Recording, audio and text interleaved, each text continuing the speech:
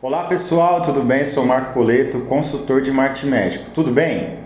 Hoje eu vou trazer para a nossa entrevista a doutora Doriana Garcia, tá? Médica aqui da nossa cidade, minha amiga, cliente nossa aqui. E primeiramente, doutora, é um prazer recebê-la aqui para essa entrevista. Obrigado por ter aceitado o nosso convite, viu?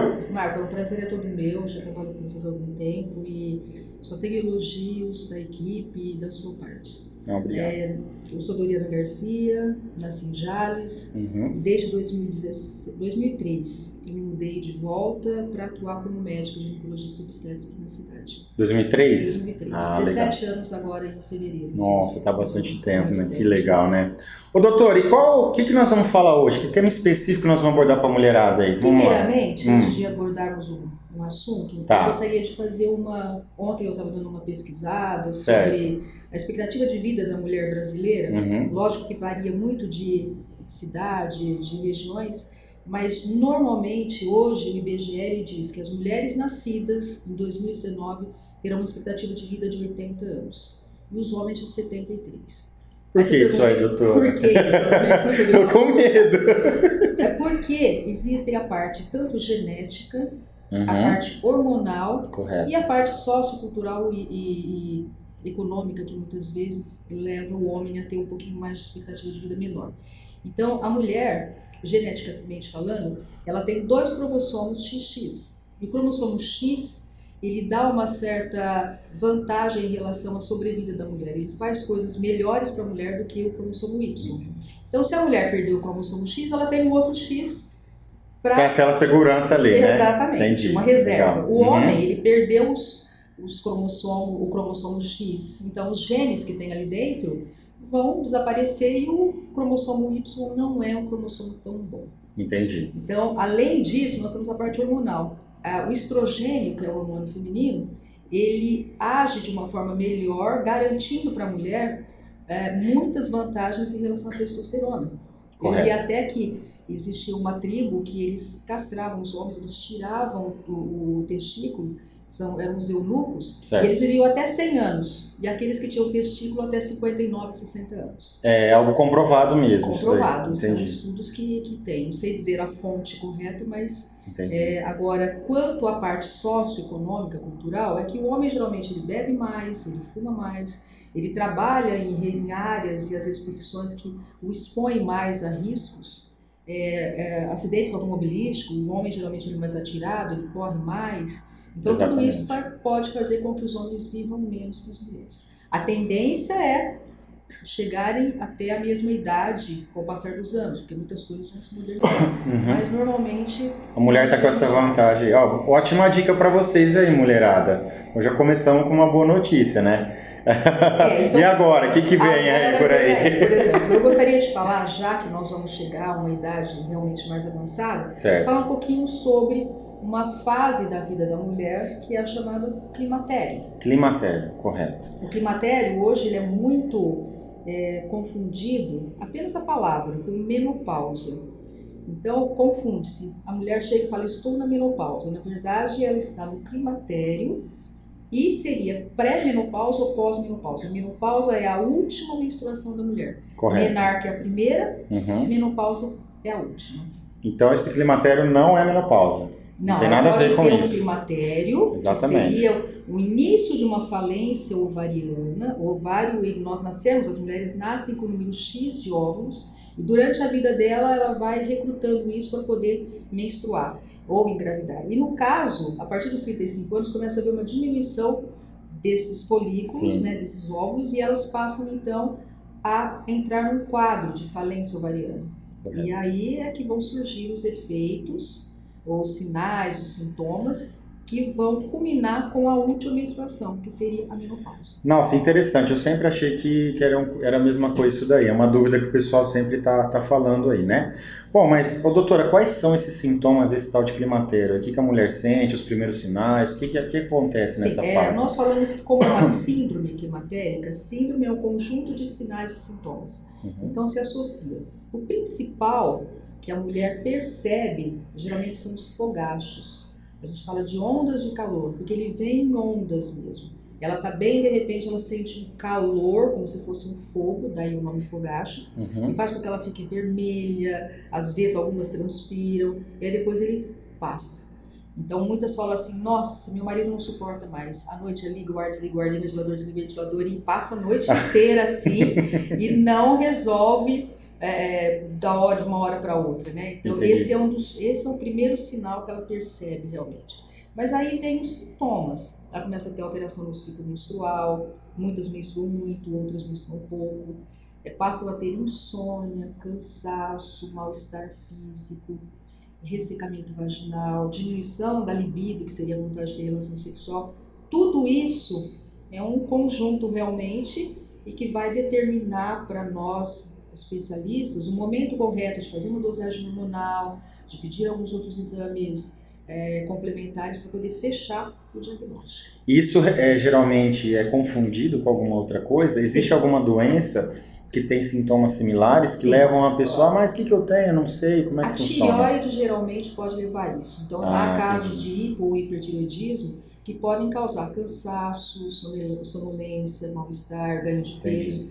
E tem o hipertireoidismo que é o contrário. Ele faz com que ela tenha irritabilidade, insônia, ressecamento da pele. Então, muitas vezes, quando a paciente está nessa fase, nós temos um pouquinho de dúvida, que ela ainda tem alguns sangramentos esporádicos, a gente pede uma dosagem dos hormônios da tireoide para poder ver se não tem nenhuma mudança também. Bem esclarecedor, né? E quanto tempo que dura esses sintomas, essa fase? Tem alguma coisa específica assim? Como é que falam em 35 a 60 anos. Mas eu tenho pacientes no consultório que ainda com 80 anos tomam hormônio porque elas ainda têm sintomatologia.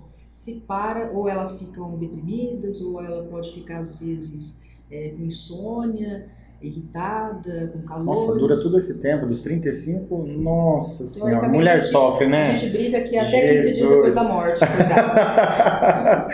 Ai, meu Deus. Mas, ó, é possível... Bom, nos 35...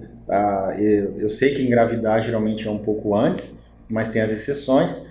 Mesmo se eu quiser engravidar durante essa fase, é possível? Quais são as opiniões? Hoje nós procuramos fazer as mulheres que não têm nenhum método contraceptivo definitivo, uma laqueadura, alguma coisa assim, nós sempre orientamos até os 50 anos de idade. Se ela estiver menstruando, significa que o ovário dela está funcionando. Então ela tem risco de engravidar. Pode ser que essa gravidez não evolua por conta de N fatores, até porque os óvulos já são envelhecidos, mas ela pode ter gravidez na trompa, ela pode ter abortamento. Então a mulher ela tem que ter essa consciência de que até os 50 anos, menstruando, ela ainda está fértil e pode engravidar. O climatério é alguma coisa assim grave? Se eu tiver alguma coisa grave que a mulher deve se preocupar, ficar assim, procurar urgentemente, ou como é que funciona? Todas passarão pelo climatério. Então é uma fase, não é uma doença em si, né? Não é uma doença, é uma fase. Ela é a fase de transição entre a fertilidade e a infertilidade. Correto. Então, todas passarão. Agora, os sintomas, os sinais, é que vão determinar se essa paciente precisa ou não de tratamento. Tem algumas que passam por essa fase e elas não sentem absolutamente nada. Eu achei que... Outras têm toda a sintomatologia. Entendi. Parece-me que assim, pela clínica ou pela experiência que a gente tem, quanto mais precoce vir a menopausa, ou seja, quando parar a menstruação, maior é a sintomatologia. Talvez quanto mais tardia, menos sintomatologia ela tem. Entendi. Mas de qualquer forma, todas passarão. Como você perguntou, é uma doença grave? Não, não é uma doença. É uma fase, um período, mas que ele compromete muito a vida da mulher, porque o estrogênio ele é responsável por melhorar a parte cardiovascular, a parte óssea, a parte mental, né, a parte cognitiva. Então a deficiência desse hormônio pode causar realmente um envelhecimento precoce. Entendi, não, é bem bacana. E quais são os tratamentos para esse período, para essa fase, né? Porque muita gente confunde também, né? Para aquela mulher que ela não tem contraindicação para usar uma terapia de reposição hormonal, nós entramos com os hormônios. Quais seriam essas contraindicações? Câncer, geralmente embolia pulmonar, alguma doença tromboembólica. Nesses casos, a gente tem uma segunda opção, até outras opções. Mas nós temos as terapias de reposição hormonal propriamente dita, os fitoestrogênios, que são estrogênios extraídos de plantas. Nós temos os antidepressivos, Nós temos a parte de medicamentos para dor crônica, pregabalina, hoje se usa muito para quem tem hernia de disco, até familiarizado com esse nome, a gente usa também para tratar menopausa. Então vai depender. Se a paciente, o problema maior dela é ressecamento vaginal, hoje nós dispomos de cremes, de hidratantes, de laser, radiofrequência. Não, o problema dela é insônia, então vamos tratar insônia. Não, ela tem todos os sintomas. Aí nós vamos ter que individualizar, né? Cada paciente vai ter a sua conduta. Bom, doutora, voltando aqui, existem diversos tratamentos específicos. Me mostra a amplitude disso daí, desse tratamento que pode ser realizado para a gente.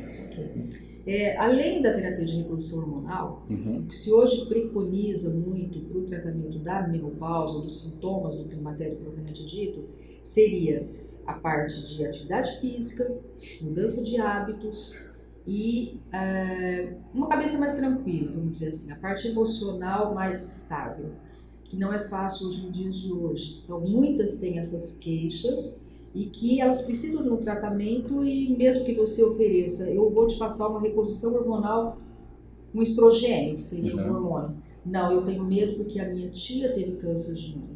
Então, hoje nós temos que ter um arsenal maior para oferecer para ela. Nós temos assim, por incrível que pareça, vai perguntar, mas como? Eles têm dito nos congressos que yoga melhora fogacho. A paciente fala, nossa, mas yoga melhora fogacho. É uma doença também que vai para o lado emocional, então? Sim, ela tem muito a ver com isso, porque a mulher, quando ela se sente, quando começam a diminuir os hormônios, elas ficam insuportáveis. Para elas mesmas, elas têm uma labilidade emocional muito grande. Elas têm choro fácil, elas ao mesmo tempo estão felizes, e começa a ser uma somatização, que é você sentir mais relacionado à parte emocional. E aí, a yoga, o tai chi, aquela técnica, né, que os japoneses fazem, também é perfeito para melhorar os sintomas de fogachos. Então, nós temos que abrir o nosso leque, porque nós vamos encontrar, principalmente hoje, no câncer de mama, câncer de ovário, ele é muito prevalente entre as mulheres, nós temos que ter outras alternativas. Entendi. Que possa ajudá-las a sair dessa fase. E uma coisa que vem acontecendo muito com a tecnologia, com o fácil acesso à internet hoje, é que a pessoa, ela sente algum sintoma, a primeira coisa que ela faz, ela vai lá no Google, digita e começa a pesquisar.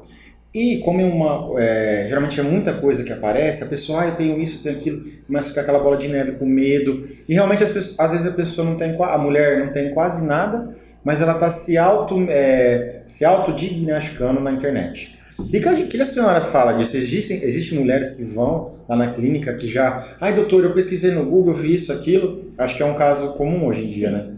É comum e muitas informações elas não têm. Principalmente no que se refere à presença ou não do útero. Se a mulher tem útero, é um tipo de hormônio que ela tem que usar. Se ela não tem útero, é outro tipo de hormônio. E isso faz com que gere uma certa... essa automedicação muito perigosa. Até hoje nós temos muitos profissionais trabalhando com a parte de medicina voltada para o exercício físico, para manter um corpo mais saudável, e acabam prescrevendo, por exemplo, testosterona, que é o hormônio masculino para a mulher. Muitas vezes as mulheres não sabem que existe uma via de transformação da testosterona em estrogênio. E às vezes ela fala, eu posso tomar testosterona, não é estrogênio? E no entanto, não é essa a verdade. Por isso que nós temos que individualizar. Cada mulher, ela tem uma genética, ela tem um fator predisponente, ela pode ou não ter uma doença. Aí é a necessidade do especialista. Bom, porque geralmente a mulher tem uma amiga, uma prima, que começa a perguntar, a conversar. Eu vou tomar aqui, não vai acontecer nada. Isso as mulheres têm que tomar cuidado com isso, né? Sim. Não é... Já chegou algum caso na sua clínica de alguém que alguma mulher que se automedicou e teve que acontecer algo mais grave? Elas começam depois de uma certa fase que elas estão tomando medicamento que não é para a mulher que tenha útero, aí elas começam a ter sangramento, mas de onde está vindo sangramento? Já foi 2, 3 anos que eu não menstruo e agora estou sangrando? Provavelmente pode estar relacionado à automedicação, né? Que foi até sugerida por uma prima, uma tia, uma amiga, uma vizinha, né? E aí os grupinhos vão se unir e formam essas opiniões, né? Complicado, né? Assim, e a pessoa vai lá, pesquisa na internet, acaba vendo isso, identifica com alguma coisa e acaba ficando preocupada, né? E é um negócio que não pode fazer. Várias pessoas eu conheço também não é automedicar, é entrar na internet, pesquisar, e começar a ir atrás do próprio tratamento por conta Mas própria, né? Uma coisa que hoje é muito comum, e na mulher moderna eu acho que piorou, porque ela tem a casa, os filhos, o marido, o trabalho, e é em relação à libido, que é a vontade de ter relação sexual. Correto. Eu posso dizer para você assim, que grande parte das mulheres menopausadas, que já passaram no climatério pré para pós-menopausa, elas se queixam justamente isso, não tem vontade de ter relação sexual, e quando tem dor, porque a vagina ela tem receptores de hormônio. Para poder manter a lubrificação vaginal, ela tem que ter um hormônio. Como ela entra na menopausa, cai a taxa hormonal, ela vai ter os receptores, mas ela não tem um hormônio para atuar, então a vagina resseca. E isso é uma queixa muito grande. Se você for pensar em termos de idade, que a mulher vai chegar até os 80 e ela pode entrar no climatério aos 35, vamos colocar 45, para ser mais ou menos a idade média que as mulheres param a menstruação, entre 45 e 50. Quer dizer, ela vai passar 30 anos da vida dela, praticamente, ou 35, sofrendo. E, graças a Deus, agora os pesquisadores estão conseguindo fazer com que surjam substâncias novas. Então, antes era assim, a mulher tinha ressequimento vaginal, era só usar hormônio vaginal. Hoje não. Hoje nós já temos hidratantes à base de ácido hialurônico, a gente tem a radiofrequência, nós temos o laser. Então, nós sempre procuramos assim, não sofra por isso. Existe uma forma de melhorar. Entendi. Né? Então, elas estão já começando, eu acredito que daqui para frente a tendência é surgirem novas substâncias para ajudar nesse sentido também. Deixa eu te fazer uma pergunta, eu tenho certeza que tem muitos homens assistindo esse vídeo aqui, né? É um tabu esse assunto entre homem e mulher? A mulher geralmente esconde isso do marido, ela sofre sozinha. Você acha que esse processo, até para os homens que estão vendo aqui, ó, se você tem uma mulher e ela tá com alguma coisa, vamos ajudar a ser um pouco mais compreensível, né? Como é que funciona essa parte? Uma curiosidade. As mulheres, elas têm muita dificuldade em relação a isso, porque os maridos, muitas vezes, eles não compreendem. Então, hoje, se você perguntar assim, existe algum medicamento que eu possa melhorar a libido, né, a vontade da mulher ter relação sexual? Não tem, nós temos muito pouca coisa. Entendi. E aí vai depender do quê? Do marido. Da compreensão, da forma como ele a procura, e isso ainda é muito comum. Os homens talvez não acreditem tanto na sintomatologia. Eles acham que é frescura, que é algo, Só quem realmente passar por isso, vai entender o que realmente então é um tabu, a mulher não conversa, ou ela fala e o marido não entende, ela se frustra, né? Então assim, é um negócio que precisa ser debatido. Muitas chegam e falam assim, doutora, a senhora sabe, né? Meu marido é homem, então primeira coisa, né? Isso é muito comum. E para os homens, a medicina tem, né? Os estimuladores, e é diferente para a mulher, né? A mulher, nesse sentido, ela é um pouco mais restringida a falar, a procurar ajuda. Então, realmente é um tabu, então, né? O homem também, existem muitos homens que são machistas, aquela coisa. Então você, homem que está assistindo esse vídeo aqui conosco, fica uma dica. Se você tem uma mulher que está passando por essa fase, o climatério, vamos ser mais compreensivos, vamos conversar com essa pessoa, vamos procurar entender, né, doutora? Sim, com certeza. E estimular, eu acho que é o melhor de tudo, que eu acho que é um trabalho que nós devemos. Se você falar assim para mim, mamografia é preventiva? Não, mamografia é diagnóstica. A mulher, quando ela faz a mamografia, ela já descobre que ela tem o câncer de mama. Então, o que nós deveríamos estar fazendo nos dias de hoje? Prevenção. E a prevenção, ela vai ter que se basear em 3 pilares, né? Vamos colocar dessa forma. Vamos lá. Que seria atividade física, mudança de hábitos alimentares e menos estresse emocional. Então, se você me perguntar, existe prevenção para isso? Existe. Essa mudança realmente ocorrer desde jovem. A mulher tem um índice de massa corpórea, mesmo na adolescência, mesmo na juventude, ela se preocupar com o peso, se preocupar com a saúde física, se preocupar com a alimentação. Então isso tudo, com certeza absoluta, vai fazer com que quando ela chegar nesse período do climatério, ela esteja com o corpo mais adaptado. Se você fizer a prevenção, no caso, a chance dos sintomas serem menores é maior, com certeza. Entendi, então... Eu acho que essa é a dica realmente que a gente tem que impor para as mulheres hoje, é isso, mudança. Né? Algumas coisas, elas acontecem nas nossas vidas, a gente fala, meu Deus, onde eu tenho que mudar? E eu acho que essas mudanças, antes de acontecerem as coisas piores, é que já Geralmente o tem ser uma humano é partida. assim mesmo, né? Não quer fazer a prevenção. E hoje tudo é muito fácil, Sim. né? Hoje a tecnologia ajuda de todas as formas. Mas ouvindo isso é algo muito simples se for ver, né? Faça exercício, não seja tão estressado, entendeu? Não Alimente-se é bem. alimente-se bem, é o básico. Não é hoje em dia é uma coisa que tem que se exigir, né? É um negócio, mas o correto seria se todo mundo já fizesse isso. Mas a correria do dia a dia, filho, uma mulher hoje, eu acredito, né? Que ela trabalha, ela tem filho, ela cuida de casa. Existem vários casos, né, doutora? Sim, sim. Não é antiga, como que era antigamente, ou mudou, ou não mudou nada, como é que é? Não, mudou A muito. forma, desde Hoje quando a você doutora vê, começou a atender. ontem mesmo eu atendi uma paciente que ela disse assim para mim, doutora, tá difícil de ajudar a cuidar dos netos. Porque os meus filhos eu cuidei embaixo de um pé de café, por exemplo. Onde a gente falava, eles obedeciam. Hoje, você fala como se você estivesse falando com uma porta. Exatamente. Então, o difícil não é ter filho, o difícil é educar o filho. Dar o que comer não é tão difícil, mas a educação é mais complicada. E essa mulher, no climatério, como hoje as mulheres elas engravidam mais tardiamente, você vai encontrar muitas mulheres com 50 anos de idade entrando na fase do climatério ou até mesmo já na menopausa com filhos adolescentes, filhos pequenos. Né? E aí ela se vê maluca, porque ela fala, como que eu vou cuidar da minha casa, cuidar de um adolescente, passar por tudo que eu estou passando, ter o meu marido como namorado, né? Pra poder, às vezes não entende a situação, né? Às vezes não entende. entende. É uma coisa extremamente delicada. Muitas vezes a gente precisa até de uma ajuda de um psicólogo, de um profissional dessa área, para que realmente a mulher possa aceitar o que está acontecendo com ela. Nossa, doutora, muito esclarecedor esse tema. Assim, para a gente encerrar, qual que é a dica principal? Eu sei que a gente falou muitas coisas, mesmo se você repetir, você está passando por isso, o que deve fazer? Um recado final aí para quem está assistindo a gente. Eu vejo da seguinte forma, eu acho que a melhor coisa para a mulher é ela aceitar. Tem muitas que não aceitam o envelhecimento. Então, o fato de não aceitar o envelhecimento provavelmente vai trazer uma angústia maior. E aí vai se somar a todos esses sintomas e sinais e realmente vai confundir.